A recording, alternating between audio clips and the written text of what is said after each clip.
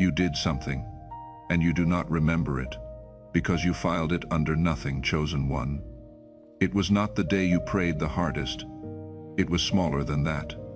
It was a moment nobody photographed, a moment nobody thanked you for, and you walked away from it thinking you had done the bare minimum any decent person would have done. That is the exact moment I have been sent to speak to you about tonight, because that is the moment heaven stopped. That is the moment the room above you went quiet, and a voice that has never needed a microphone said out loud, "That one is mine." And I already know exactly what happened inside your body when I said that. A small resistance moved through your chest. A quiet, "No, not me." A reflex that arrived faster than thought, faster than argument, faster than you could decide whether to believe me or not. Hold on to that reaction. Do not push it away yet, because that reaction is the entire subject of this message. Here is what is going to happen while you listen. You are going to understand why you can recall one sentence that wounded you 7 years ago with perfect accuracy, down to the temperature of the room and the way the light was falling, and yet you cannot name 3 of your own acts of integrity from the last 30 days. You are going to feel the specific ache of being unseen begin to loosen in your chest.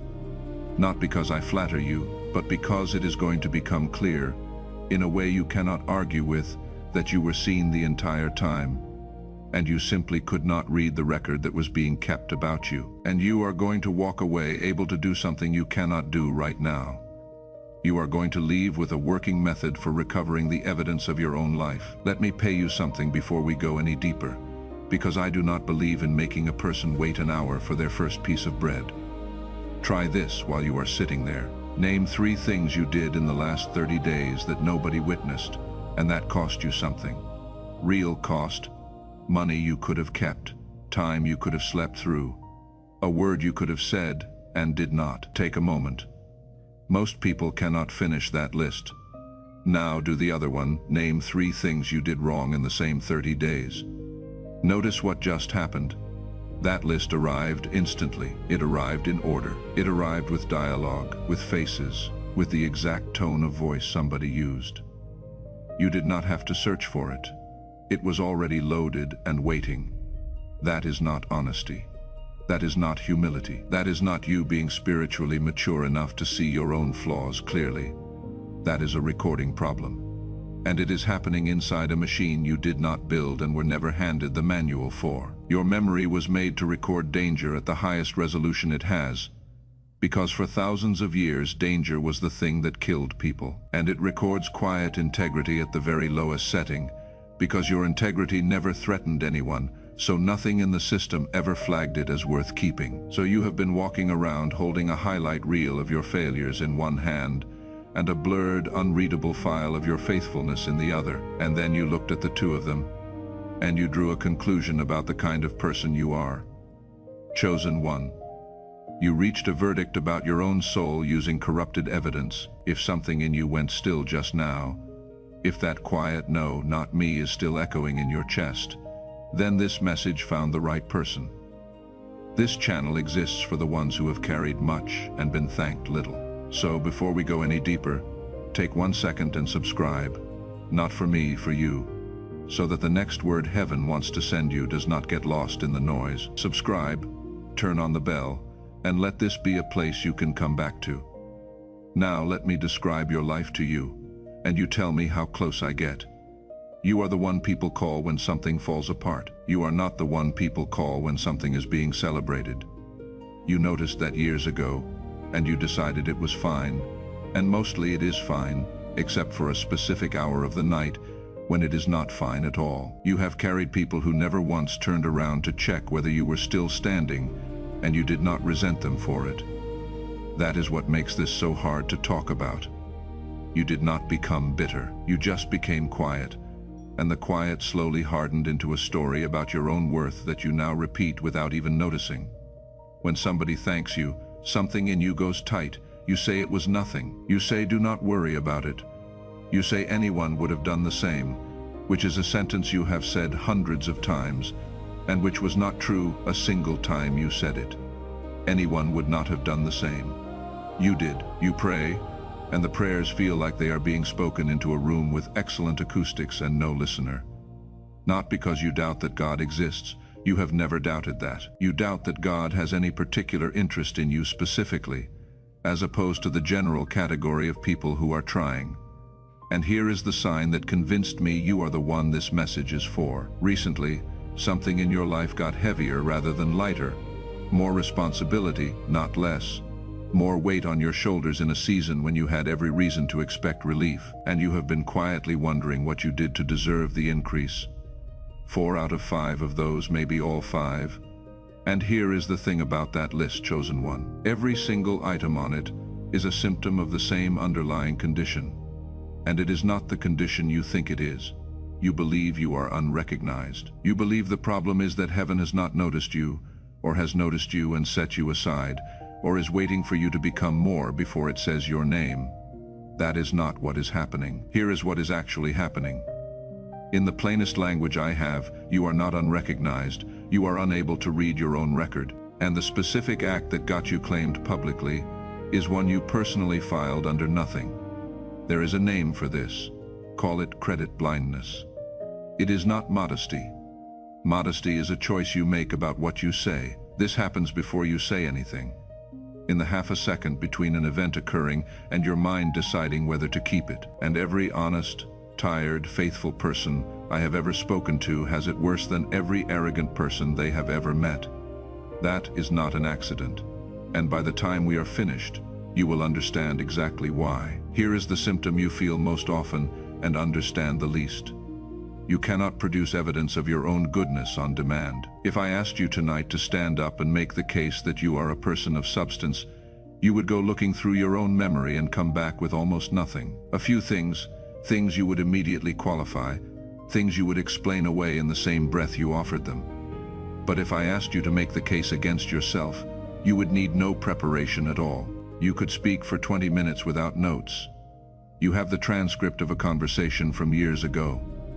You have a look somebody gave you at a family gathering. You have the thing you said at the funeral that came out wrong. Now here is the lie you have been carrying as though it were a diagnosis. You believe the reason you cannot find evidence of your goodness is that there is not very much of it. You believe the emptiness of the file is an accurate report on the emptiness of the life. That is wrong, not gently wrong, completely wrong, in a way I can demonstrate to you right now. If the good file were empty because the life were empty, then the other file would be empty too. But the other file is overflowing. Both files record the same life, lived by the same person, across the same 30 years. One of them is full, and one of them is blank. A blank file sitting next to a full file, both covering identical ground, does not tell you anything about the ground. It tells you about the recording equipment. And I want to say this as plainly as I can because this is the sentence that sets people free. This is not a spiritual failure. It is not pride. It is not ingratitude. It is not a lack of faith, and it is certainly not evidence that heaven has been withholding from you. It is a survival system doing exactly the job it was built to do, in a world it was not built for, because the system was built for a world where forgetting a threat could kill you, and forgetting a kindness cost you nothing. Now let me do something with your past, chosen one, because this changes what your past means. Every conclusion you have ever reached about yourself in a dark hour was reached using that same broken retrieval. Every time you lay awake and took inventory and came up short, you were not being honest. You were reading a file that had been assembled by a system with a permanent bias, and you were treating the output as a verdict. The night you decided you were selfish. The night you decided you were too much or not enough. The season you concluded that God had chosen other people and left you to manage on your own. All of it. Every one of those conclusions was drawn from a document that had most of the good deliberately underexposed. You have never once in your entire life judged yourself on complete evidence. Not once. And you have been sentencing yourself in that courtroom for decades, which means the sentence does not hold. Not because you are being let off, but because the trial was never valid. And a person who finally understands that the trial was invalid is a person who can get up and walk out of the building. I want to pause here and be completely honest with you, the way I would want someone to be honest with me. This channel is part of a larger work, And I will tell you plainly what that work is. We are trying to raise $7,777, a number that in Scripture carries the weight of completeness, of a thing brought to its full and finished measure. And I will tell you exactly where every dollar goes, with nothing hidden. It goes to sending blessing cards and real food to families walking through their own hard season right now, and to keeping this channel alive so these messages can keep reaching people at 3 in the morning when they need them most. Now hear the next part, because it matters more than the number. If you have nothing to give tonight, you give nothing, and you lose nothing. You are prayed over the same. You are claimed the same. You are seen by God the same. There is no secret tier of heaven that opens only for donors. Your seed does not buy your blessing. The blood of Christ already bought it, in full, and no one can add a single cent to a debt already paid. But if you do have a little to spare, and you want your giving to become bread in a stranger's kitchen and comfort in a stranger's mailbox, the link is pinned below. Give as worship, never as a transaction, for as the Scripture says, God loveth a cheerful giver. There is a man in the ancient text who is the patron of everything I have just said, and almost nobody notices what actually happens in his story.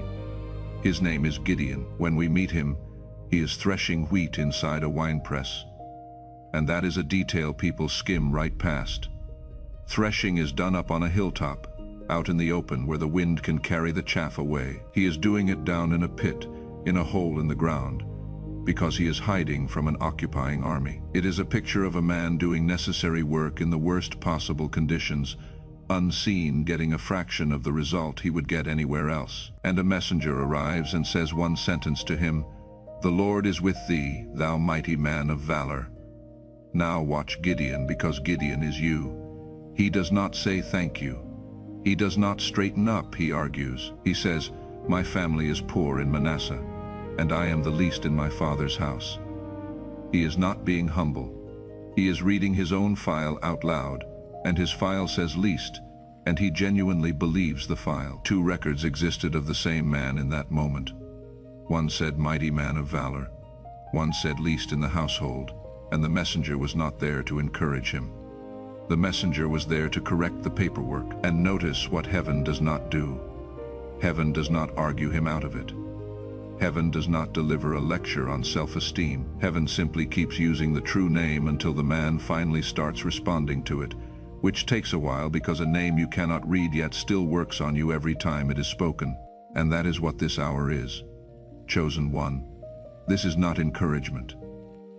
Encouragement is somebody trying to lift your mood. This is somebody reading your record back to you because you lost your copy. I want to tell you about a woman. I will not give you her name because she asked me not to, and because the point of her story is not her. She spent 11 years caring for a mother who had stopped recognizing her in the 3rd year. 11 years of a person who did not know who she was. No audience, no thanks, no photographs of any of it. She told me she felt like she had spent a decade of her life on something that produced nothing, and that she was afraid she had wasted the only years she had. Her mother died on a Tuesday, and at the service, a nurse from the care home came up to her, someone she had barely spoken to, and said, "I need to tell you something. Every one of us on that floor changed how we work because of you. There are people alive right now being treated more gently by us than they would have been, and none of them will ever know your name. And neither would you, if I had not told you." She said the strangest part was not the comfort of it. It was the vertigo. 11 years of what she had filed under wasted had been, the entire time, filed somewhere else, under something else. She had been generating a record she had absolutely no access to. That is the situation, chosen one. That is your situation. Not that the record is thin, but that you are not the one holding it. If that landed somewhere real in you, if you felt the vertigo of it, then do not let this be the last word heaven sends you here. Subscribe if you have not yet. This is not a channel of hype and noise. It is a quiet place for people who have carried more than anyone around them realized. Subscribe. Turn on the bell so that when God has something else to say to you, it actually reaches you. Now I have to name something the world calls glory, because the word you have been handed is doing you real damage. The ancient word underneath glory, all through the text, is kavod. And in almost every version you will ever read, It comes out as glory. The glory of God filled the temple. He will be given glory, and when you hear glory, your mind produces a picture of light, of radiance, of something shining and bright and highly visible. That picture is quietly wounding you, and here is why. The root underneath kavod does not mean light.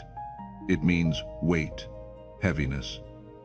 Mass, to be given kavod, is to be made heavy. It is closer to what we mean when we say a person carries weight in a room, or when we say a matter is grave. The original image is not a lamp. The original image is a load. Now sit with what that does to your season. You have been asking heaven for glory, and interpreting the request as a request to be lit up, noticed, brought forward, applauded, finally seen by the people who overlooked you for years. And heaven has been answering the actual request, which is a request for weight. So the answer arrived as weight, more responsibility, heavier obligations. People leaning on you who were not leaning on you 2 years ago. A season that got denser instead of brighter. And because you were expecting light, you read the arrival of weight as a rejection. You thought, I asked to be seen, and instead, I got more to carry. So the answer must be no, chosen one. The weight was the yes. The weight is what being claimed feels like from the inside, and it has never once felt like being lit up. Not for a single person in the entire record. Look at how it lands on people in the text. Every one of them gets heavier. Moses gets a nation. Mary gets a pregnancy that costs her reputation before it costs her anything else. Every one of them is handed a load that would not have been handed to a person who could not carry it. Nobody in the whole book gets made lighter as a sign of favor. Not one. Which brings us to the mechanism the title of this message pointed at. When heaven decides to add weight to a life, it does not run an interview. It does not review your public work. It looks for the place where you already carried something with no one watching, because that is the only reliable test that exists. Call it the unwitnessed act. Think about what an audience does to behavior. The moment somebody is watching, a second motive walks into the room. Not a wicked motive, a human one. You want to be thought well of, and that want sits down right next to the good thing you are doing. And from that point on, nobody, not even you, can separate the two. The act is real, and it is also compromised as evidence. But take the audience away, and the second motive has nothing left to feed on. What remains is the only clean sample of a human character that can ever be taken. It is the one measurement in your whole life with no observer standing over it, which is exactly why the exam is set where you cannot see the examiner, and exactly why you never once realized you were sitting it. And you have sat that exam hundreds of times. In hospital corridors at 2 in the morning, in the car outside the house before you went in and put your face back on. In the moment you did not send the message that would have won the argument and ended the friendship. In the money you gave that nobody knows you gave. In the shift you covered. In the truth you told when a lie would have been easier and completely undetectable. Every one of those was a data point. Every one of them was recorded upstairs at full resolution, and by you at almost none. And this is not a new idea I am inventing for you. It is the oldest teaching there is. Take heed that ye do not your alms before men to be seen of them. And then, when thou dost alms, let not thy left hand know what thy right hand doeth, that thine alms may be in secret, and thy Father which seeth in secret himself shall reward thee openly. Read that last line slowly. Thy Father which seeth in secret. The secret was never a place where your goodness disappeared. The secret is the exact place where it was seen most clearly, by the only one whose seeing counts. Let your body catch up with that for a moment, because it is going to want to. Wherever you are, let your shoulders drop about half an inch. Feel where the tension actually sits in you tonight. And I suspect it is high, somewhere between the base of your neck and the top of your chest, which is exactly where people hold the specific ache of being unacknowledged. Breathe once, slowly. And as the air goes out, let this sentence be true in your body rather than only in your head. There is a record of me that I have not been allowed to read. Notice what happens in your throat when you let that be true. Something eases there, and something else pushes back. And both of those responses are exactly right. The pushing back is not doubt, chosen one. The pushing back is a habit, and before this ends, we are going to take it apart. I will mention the seed once more, and then I will let it rest, because I never want it to crowd out the message. That fund I told you about. The blessing cards, the food, the families in their own hard season. It is real, it is transparent, and every dollar has a face on the other end of it. If you want to be part of that, the pinned link is there, and I will say again what I said before, because it is the most important sentence in this whole appeal. Your giving changes nothing about what God gives you. Nothing. You are not buying favor. Favor is not for sale. It was purchased at Calvary and handed to you free, so give only if it is joy to give.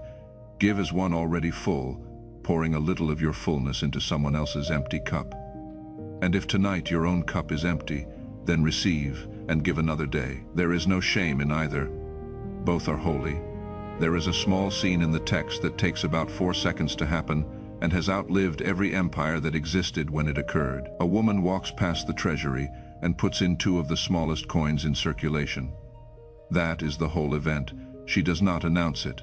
She is not trying to be an example. She almost certainly assumes the amount is so small it will embarrass her if anyone notices, which is exactly why she moves quickly and does not look up.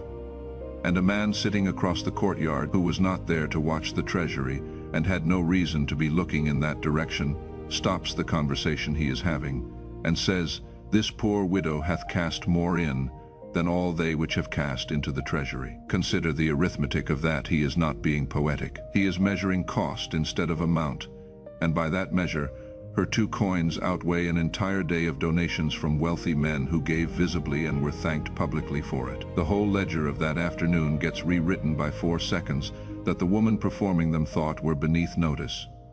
And here is the part that should stop your breath. She walked out of that courtyard and went home. She died without ever knowing. There is no version of the story where somebody runs after her and tells her she has just been made the permanent standard for generosity in the largest faith in human history. Her private, embarrassed, almost ashamed 4 seconds became the measurement everyone else is held against, and she went home and made dinner. That is not a sweet story, chosen one. That is a description of how the accounting actually works. And you are inside the same accounting. Now I want to speak to 2 people because I know you are both in the audience. And I am not going to pretend I do not know what you are thinking. The first one is thinking, this is just positive thinking dressed up in religious language. Tell somebody they are secretly wonderful. Let them feel better for an hour. I respect that thought, genuinely. That reflex has protected you from a great deal of nonsense. And I am not going to ask you to switch it off. So let me be precise about the difference. Positive thinking asks you to believe something pleasant with no evidence. What I have asked you to do is the exact opposite. I have asked you to go and gather evidence that already exists, in events that actually happened, in a life you actually lived. I am not asking you to think better of yourself. I am asking you to stop accepting an incomplete file as though it were a complete one. If you go through the process I am about to give you, and you genuinely cannot find anything, then you will have learned something true, and I will not have wasted your time. But that is not what happens. What happens is that people come back shaken because they find far more than they expected, and the shaking is not pleasure. It is the vertigo of discovering that the story they told about themselves for 20 years was built on a document with most of the pages missing. The second person has a heavier objection. You are thinking, I have tried everything. You have done the journals. You have done the gratitude lists. You have sat in the chair and repeated the affirmations into a mirror while feeling like a fraud. You have been to the retreat, read the books, prayed the prayer, and you are so tired of being the person who tries. I am not going to tell you that you did those things wrong. You did not. Most of them are good. Here is the only thing I will say instead. Every one of those methods works on your interpretation. None of them works on your retrieval. Gratitude lists ask you to appreciate what you can already see. Affirmations ask you to assert what you cannot see. Neither of them goes into the archive and physically pulls the buried file out into the light. That is a different operation. And if you have never done that operation, then you have not, in fact, tried everything. You have tried everything in one category, so here is the operation. This is the tool. It is unglamorous. It takes about 12 minutes. and it does something to people that I have never seen a gratitude practice do. Call it the private ledger. You are going to reconstruct 3 acts from the last 30 days only, and they have to meet 3 conditions at once. Nobody witnessed it. It cost you something real, and you gained nothing by doing it. 30 days. Because the archive is still warm. 3. Because 2 is a coincidence and 4 is a project you will abandon. Now the rules. And the rules are where this either works or fails. Write them down physically, with a pen, on paper, not in your head. Because the whole problem is that your head is the faulty instrument, and you are not going to solve a retrieval problem using the very system that has the retrieval problem. Write what it cost. Specifically, not I helped my neighbor. Write, I gave up 90 minutes of the only free evening I had that week, and I was already exhausted, and I did it anyway. The cost is the data. Without the cost line, it is just a nice memory, and your system will file it right back where it was. And here is the hard rule, the one that matters most. Do not qualify. Every single person, without exception, writes the act and then adds a sentence that cancels it. But anyone would have. But it was not that big a deal. But I only did it because I felt guilty. Cross those sentences out and leave the crossing out visible on the page, so you can see in your own handwriting how many times your own hand tried to delete the evidence while you were in the middle of collecting it. And keep the ones that feel too small, especially those. The waiting, the tone you softened. The 3 seconds where you chose not to say the true and devastating thing. The small ones are where the real record lives. Because the small ones are the ones with no possible audience attached. Do that once. And then let me tell you what the following weeks start to look like. And I want you to place yourself inside it rather than picture it from a distance. It is an ordinary morning, not a dramatic one. There is a meeting, or a kitchen, or a room with too many people in it, and somebody says your name out loud and attaches something good to it. They say what you did. They say it in front of others. And here is the whole vision. Chosen one. Nothing in you moves to make it smaller. Your mouth does not open to say it was nothing. Your hand does not go up. That old reflex fires somewhere down in the body, and it finds nothing to grab onto because a document exists now, on paper, in your own handwriting, that says the thing is true and it was not nothing. So you just receive it. You say thank you, and you mean it, and it takes 2 seconds. And then the meeting moves on, and nobody notices that anything happened. But something did happen. You carry the rest of that day differently. You are not scanning the room to check whether they meant it. You are not replaying it at 11 that night, looking for the catch. There is a settled quality in your chest that you have gone years without. And it does not come from being praised. Praise was always available. It comes from finally being able to hold praise without your own system, rejecting it like a foreign object. Now let me describe the act. Not yours specifically, because I cannot see yours, but the shape of it so precisely that your own memory does the work while I am talking. It happened when you were already depleted. That is the first marker, and it is almost universal. It was not on a good day. It was on a day when you had nothing left, and you had a legitimate, defensible, entirely reasonable excuse available to you. Everyone would have accepted it, and you did the thing anyway, not cheerfully, probably a little resentfully, and that does not disqualify it. Nothing in the record requires you to have felt good about it. There was no audience, and no possibility of one. Nobody was going to find out, not later, not by accident. There was no version of it that ended with somebody thanking you. You knew that going in, which is exactly why the choice was clean. It cost you something you could not get back, not money necessarily, sleep, an opportunity. Your standing with someone, a boundary you were completely entitled to hold. Something left your hands permanently and did not come back to you in another form, and the person it was for either did not deserve it, could not appreciate it, or never knew it happened. One of those 3, possibly all 3 at once. And here is the marker that will tell you which moment it was. When you walked away from it, you felt nothing. No warmth, no satisfaction, no sense of having done something good. Very likely you felt slightly flat and slightly foolish, and by the following evening you had genuinely forgotten it. That flatness is the signature, chosen one. That is the very reason it got recorded upstairs at maximum resolution, and by you at almost none. The absence of a reward feeling is the proof that no reward was being sought, and an act with no reward sought is the only kind that measures anything at all. Somewhere in your last few years, there is a moment that meets every one of those markers, and I would guess that it just arrived in your mind while I was speaking. And I would also guess that your very next move was to begin explaining why it does not count. That move, that reflex, right there, that is what we are dealing with. And I want you to catch it while it is still warm and visible. So do this with me for a moment. Do not do anything. Just picture it. Picture the file we have been talking about as an actual document sitting on a table in front of you in your own handwriting. Now picture your own right hand holding a pen over it, the way it has held that pen for 30 years, ready to cross out the next line the moment anything good gets written down. See how automatic the grip is. See how tired the hand looks now. Set the pen down on the table. Do not throw it.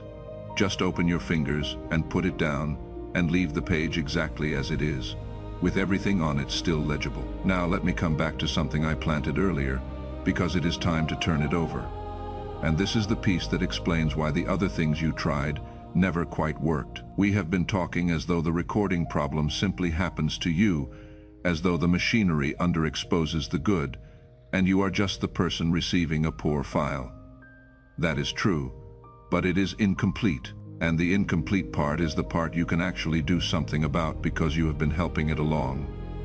Every single time somebody thanks you, and you say it was nothing, something happens that is not merely social, it is instructional. In that instant, your own system receives a clear command from the most trusted source it has, which is you, and the command is, that category of event is not worth storing. Downgrade it. Do not flag it. Do not keep it overnight. And you have been issuing that command for decades. Deflect enough compliments, change the subject enough times when somebody starts to name what you did, and it stops being a manner. It becomes a policy. Your memory learns the rule and starts applying it before you are even conscious of the event, which is why the good things now vanish before you even get the chance to be modest about them. You trained the filter, and then the filter got faster than you. There is a name for this. Call it the self-erasure habit. And I want to say very clearly what I am not saying, because this is exactly the point where a tired person turns it into one more thing they have done wrong. You did not do this out of vanity in reverse. You learned it. Most of you learned it very young, in a house where taking up space was expensive, where somebody bigger than you needed to be the one who was seen, and where the safest available position was to be useful and invisible at the same time. That was intelligent. A child worked that out in order to survive, and it worked. It is simply that you are not in that house anymore. The policy is still running, and it is now quietly deleting the only evidence you have that you are who heaven says you are. I want to be honest with you here and not become one more voice over-promising to a tired person. This is not a machine that was broken in a laboratory and needs a device to fix it. This is the ordinary shape of a human mind under a lifetime of strain and vigilance. The good recorded faintly, the threat recorded sharply, the whole thing bent further by years of your own deflecting. That is not a spiritual defect, and it is not a diagnosis you have to purchase your way out of. It is a habit of attention, and a habit of attention can be changed, with nothing but your own hands, your own pen, and a decision. So here is the replacement, and it is one sentence, and it is going to feel almost unbearable the first few times. When somebody thanks you, you say this: "Thank you. That mattered to me too." That is it. 9 words. Do not add anything after them. Do not explain.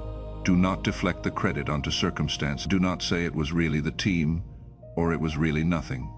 Say the 9 words, and then let there be a silence, and let the silence be as awkward as it wants to be. And I want you to understand what those 9 words actually do, because they look like manners, and they are not manners. The first 3, thank you, that receive the event instead of refusing it. The last 6, mattered to me too, do the real work. They mark the moment as significant to you, and significance is the exact tag your memory needs in order to store something at full resolution. You are not being polite when you say that sentence. You are overriding a deletion order.